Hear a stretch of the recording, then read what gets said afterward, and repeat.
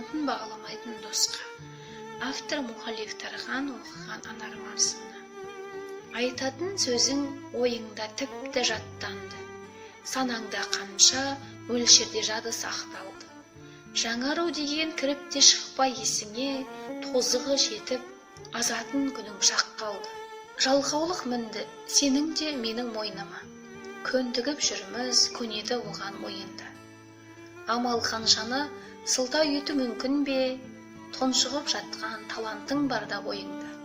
Біреулер озар ат қоспаяқ бәйгеден, ал біреудің тұлпары шауып жай келген. Күші барлар аттапта өтіп кетеді, көтеріле қалса, еңсесін тіктеп сәл кеуден. Ояту керек ұйқыға кеткен миыңды, жоғалтпай тұрып азғантай қалған сыйыңды. Пысықсып жүрген пысақайларға арасында жайып рахат жатқаның ғана тиімді.